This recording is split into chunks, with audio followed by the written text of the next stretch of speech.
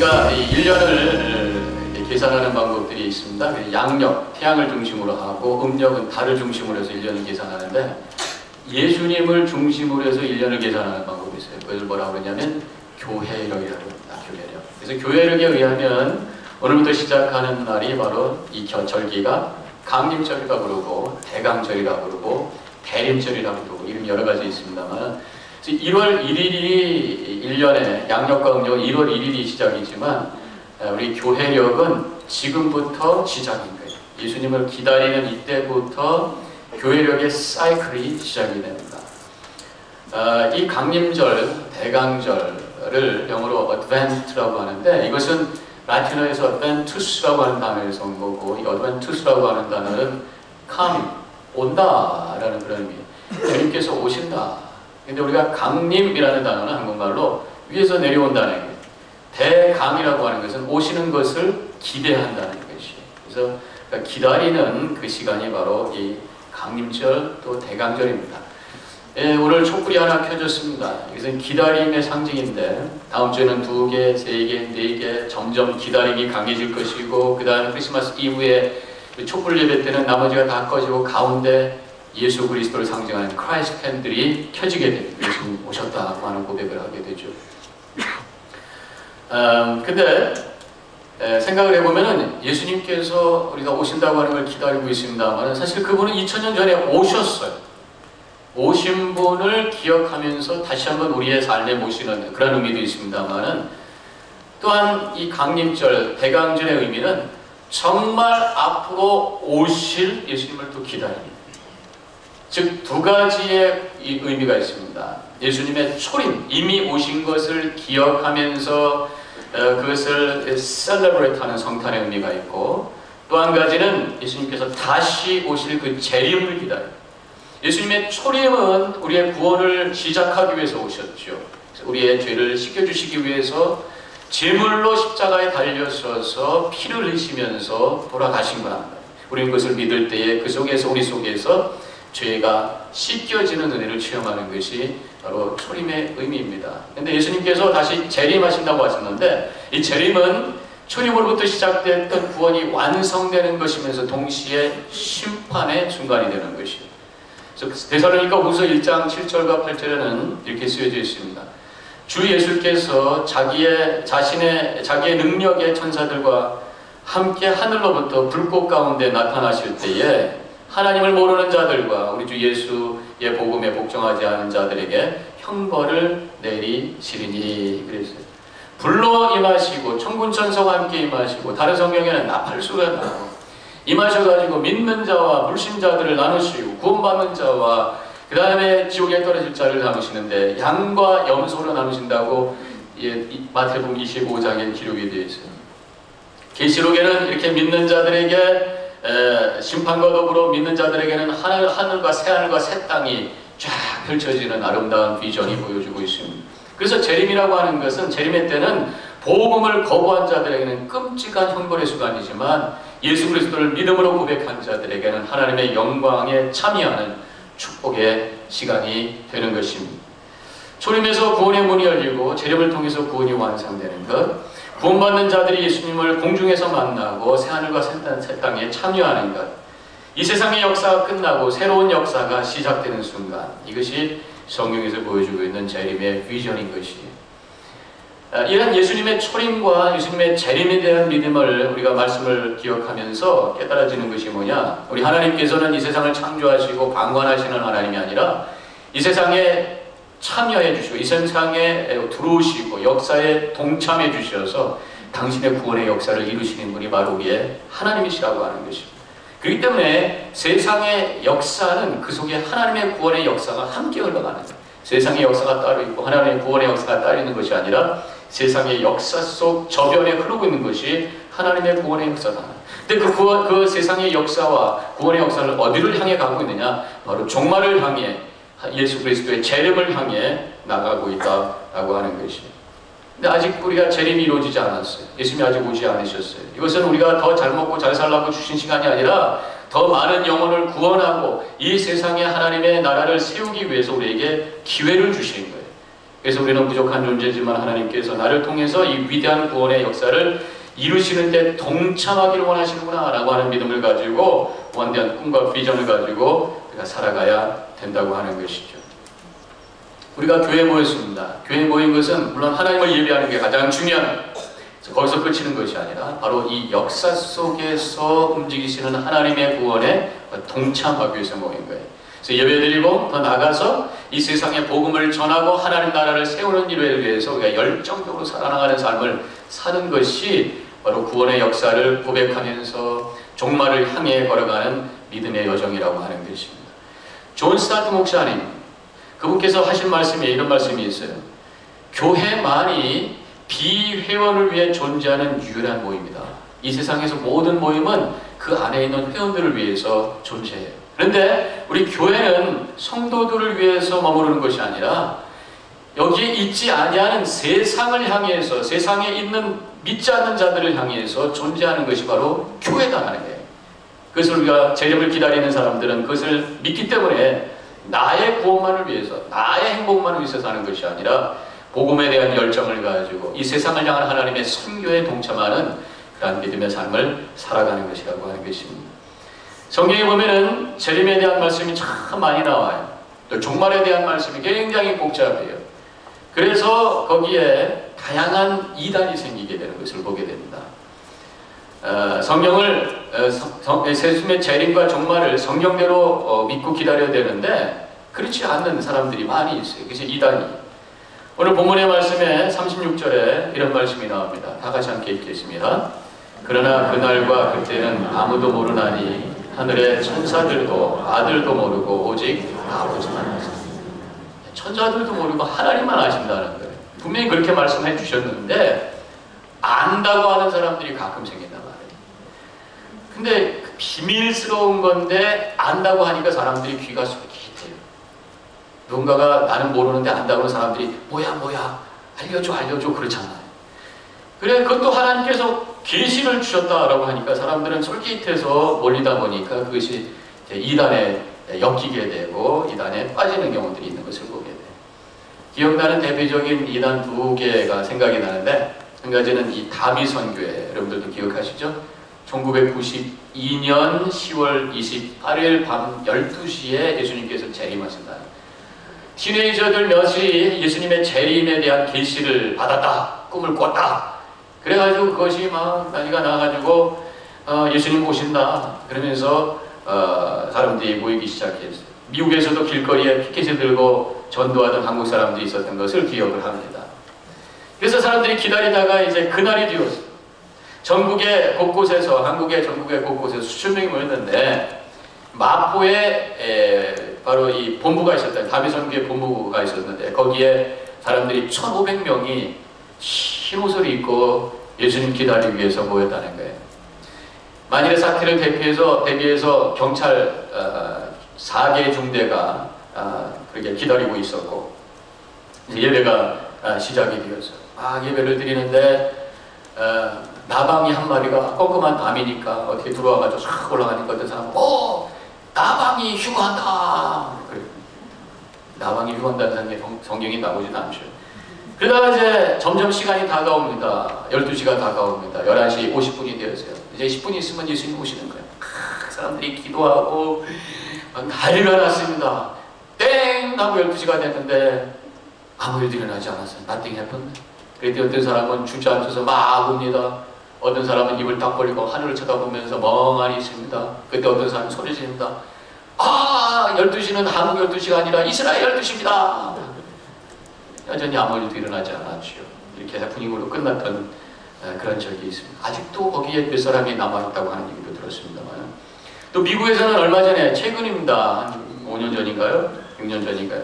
패밀리 라디오의 하얼드 캠핑이라고 하는 그 사장님이 나이가 많으신 노인이시잖아요. 그분이 성경을 많이 하시는데 자기가 계산을 해봤더니 2011년 5월 21일 날 예수님이 재림하신다는 거예요. 그 전에 계산했다가 조금 또 연기했어요. 계산이 잘못됐다고 그래가지고. 그래서 5월 21일 날 재림한다. 패밀리 에이드 여러분들 많이 들으셨죠? 찬송가, 우리가 알고 있는 찬송가 많이 흘러나옵니다. 저도 많이 들으면서 운전하고 그랬었는데 제가 밑에 살 때였는데 그 필라델피아로 들어가는 위트먼 브릿지가 있는데 그 옆에 큰 빌보드에 Jesus is coming May 25th, 뭐 21st 이렇게 썼던 것이 기억이 나요. 그날이 됐습니다. 그래서 저도 라디오를 틀었어요. 패밀리 라디오에서 뭐라고 나왔더니 하루 종일 아무리 소리도 없이 그냥 찬송가만, 찬양만 틀어주는 게 쭉 그려주는데 뭐 nothing happened. 나중에 사과하고 그 방송을 그걸 팔아버렸다고. 그리고 헤럴드 캠핑 그분은 2013년 92세로 돌아가셨어요. 그래서 끝났다고 하는 것이. 자, 오늘 이 말씀을 통해서 우리가 어떻게 종말을 기다려야 되는가, 예수님의 재림을 기다려야 되는가, 두 구절에서 우리 찾아볼 수 있습니다. 42절에서 이렇게 말씀하고 있습니다. 다 같이 읽습니다. 그러므로 깨어있으라. 어느 날에 너희 주가 임하는지 너희가 알지 못함이라. 44절 이러므로 너희도 준비하고 있으라. 생각하지 않을 때에 인자가 오리라. 언제인 줄 모른다. 그러니까 지금부터 언제인지 모르니까 그냥 넋놓고 있지 말고, 그렇지만 지금부터 깨어서 지금부터 당장 준비하면서 살아나가라. 이것이 바로 종말론적인 신앙인 거예요. 우리 믿는 사람들은 종말론적인 신앙을 가지셔야 돼요. 두 가지 차원에서 종말론적이 있죠. 종말론적인 신앙을 가져야 돼요. 개인적으로 내 인생의 끝이 언제인지 모릅니다. 언제 하나님이 나를 부르실지 몰라요. 그래서 지금 최선을 다해서 살아가는 것이 종말론적인 신앙이고, 역사 속에서 예수님께서 언제 재림하실지도 몰라요. 지금부터 깨어서 믿음 안에 살아나가는 것이 바로 종말론적인 신앙인 것입니다. 우리 뉴저지연합교회 모든 성도님들, 이 강림절을 맞아서 예수님의 탄생을 기뻐하는 것처럼 또 예수님의 다시 오심에 대해서도 우리가 기대하면서 또 결단하면서 살아가시기를 주님의 이름으로 간절히 축원합니다. 근데 여러분들 정말 예수님의 재림을 믿고 계십니까? 믿으셔요? 살살 물어보면 믿는 것도 살살 나와요. 여러분 믿습니까? 그래도 살살 나오신 것 같아요. 예수님의 재림에 대해서 질문하면 세 가지 대답이 있을 수 있습니다. 한 가지는 관심 없습니다 라는 대답이에요. 예수님 믿지만 예수님의 재림에 대해서 관심 없습니다. 그저 나는 예수님 믿고 지금 열심히 믿음 생활하고 행복하게 살다가 그냥 하나님 나라 가겠습니다. 이 믿음은 지극히 자기 개인적인 차원에서 머무르고 있어요.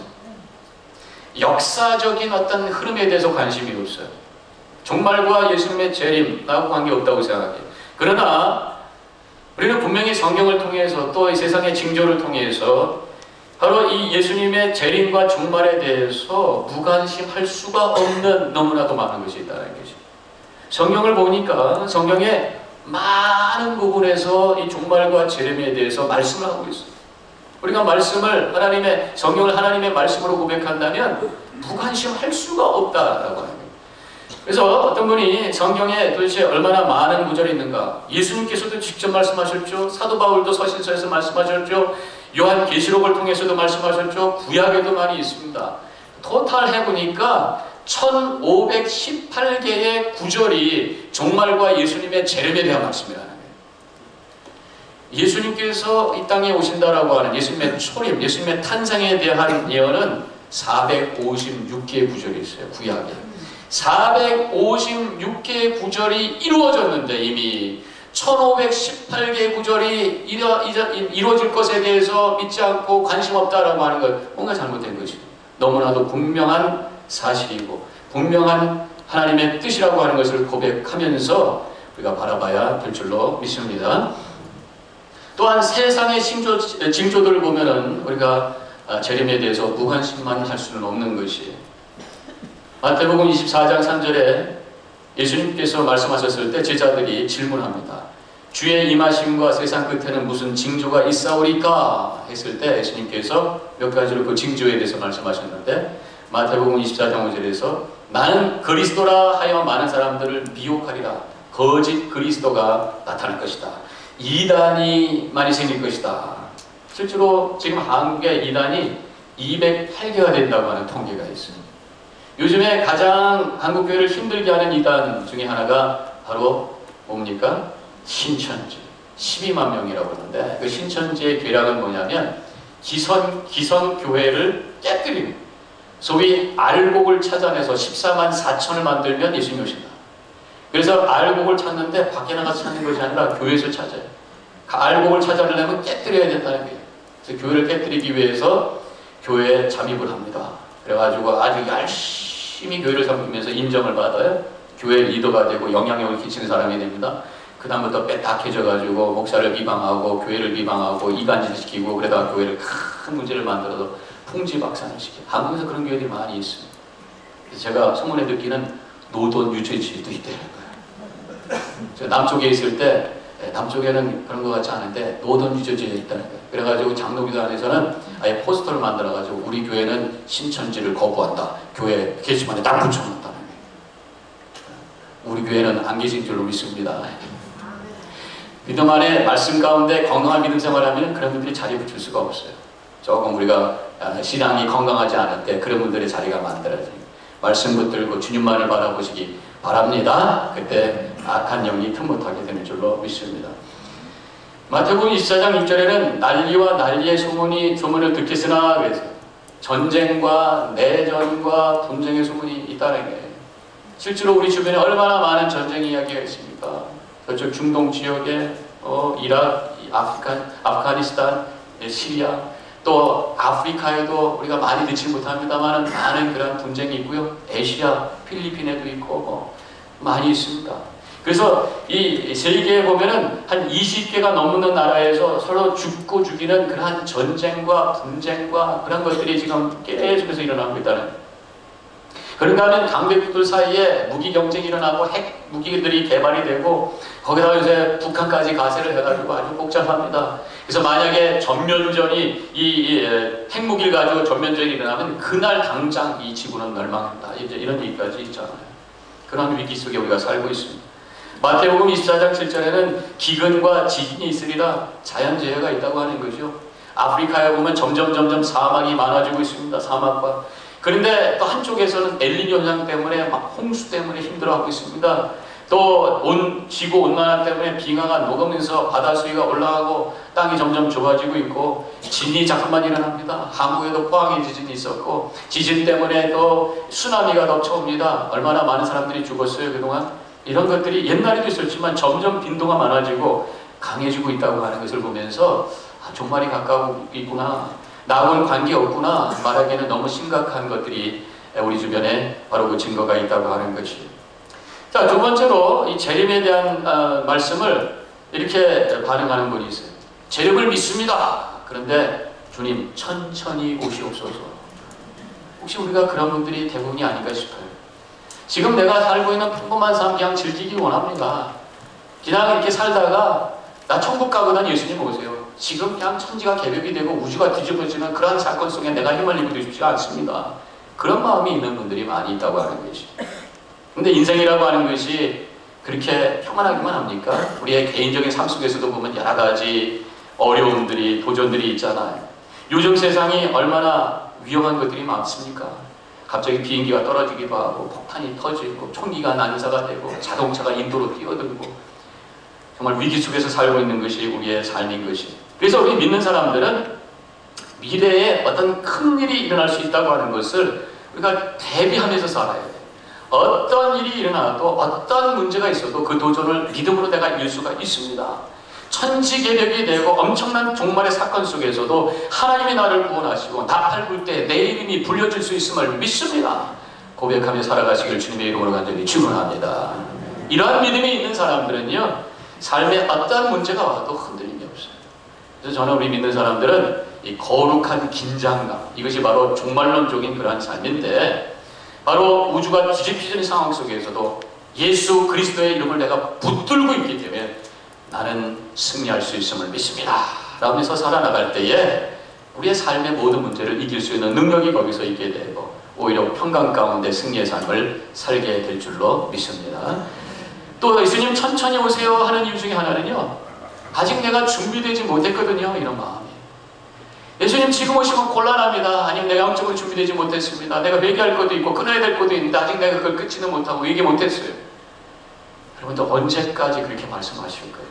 언제까지 내가 아직 준비되지 못했습니다. 이렇게 말씀하실 거예요. 바로 지금 이 순간이 바로 이 오늘이 주님 앞에 결단해야 될 순간인 줄로 믿으시기를 바랍니다. 1시간 뒤에 오실지도 모른단 말이에요. 이 예배가 우리에게 마지막 예배가 될지도 몰라요. 그 예배를 통해서 주님을 붙드시고 회개할 거 회개하시고 끊을 거 끊으시고 결단하셔서 주님 앞에 우뚝 서시길 주님의 이름으로 간절히 축원합니다. 로마서 13장 11절부터 12절에 이런 말씀이 나오죠. 또한 너희가 이 시기를 알거니와 자다가 깰 때가 벌써 되었으니 이는 이제 우리의 구원이 처음 믿을 때보다 가까웠습니다. 밤이 깊고 낮이 가까웠으니 그러므로 우리가 어두움의 일을 벗고 빛의 갑옷을 입자. 지금 깰 때가 되었고 어둠의 일을 내려놓고 주님의 옷을 입을 때가 되었다. 이 빛의 갑옷이라고 하는 표현이 그 뒤에 14절로 가보면 그리스도의 옷이라고 또 변해요. 바로 그리스도의 옷이라고 하는 건 뭡니까? 그리스도로 덧입은 사람으로 그리스도인으로 살라는 얘기죠. 구원의 확신을 가지고 빛의 자녀답게 그리스도인답게 결단하며 살라고 하는 그런 말씀입니다. 옷이라고 하는 것은 그냥 몸을 가리는 차원에서 그 사람의 이미지를 만들고 나가서는 그 사람의 정체성을 결정하는, 무슨 옷을 입었느냐가 그 사람이 되는 것이에요. 제가 이렇게 가운을 입었습니다. 목사이기 때문에 목사라고 하는 그런 표현입니다. 그렇다면 목사로서 준비하고 목사로서 살아가는 거예요.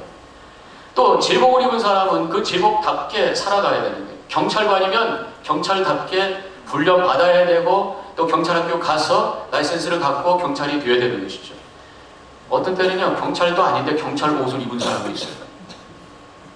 강도더라고요. 제가 먼저 있던 교회 어떤 분이 가게를 하는데 경찰이 들어오니까 가게가 좀 아주 우범지역인데 항상 그 경계하면서 하는데 경찰이 들어오니까 어서오세요 문 열어주고 안에 들어온다고 해서 어서오세요 뭘 인스펙션 하는 줄 알고 들어오자마자 강도를 해가지고 목을 조르고 사람 죽을 뻔했었어요.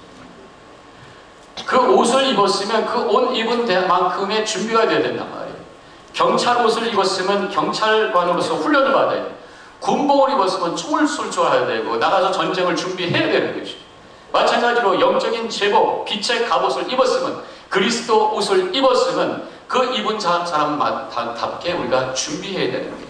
영적인 훈련을 하셔야 돼요. 그저 너무 편안하게 예수만 믿는 것이 아니겠는가. 우리가 예수 믿음으로 구원받습니다. 그러나 이제는 주님께서 빛의 갑옷을 입고 그리스도의 옷을 입고 준비라고 하셨으니 우리는 훈련해야 될 줄로 믿습니다. 말씀에 훈련하셔야 돼요. 기도에 훈련하셔야 돼요. 일찍 와서 예배드리면 갖고 되는 게 아닙니다. 그래서 준비하셔서 마지막 날 하나님께 쓰임받는 영적인 정쟁에서 승리하는 복된 삶을 살아가시기를 주님의 이름으로 간절히 축원합니다. 세 번째로 이제 재림에 대해서 이런 고백이 우리의 고백이 되어야 되죠. 어서 오시옵소서. 마라나타.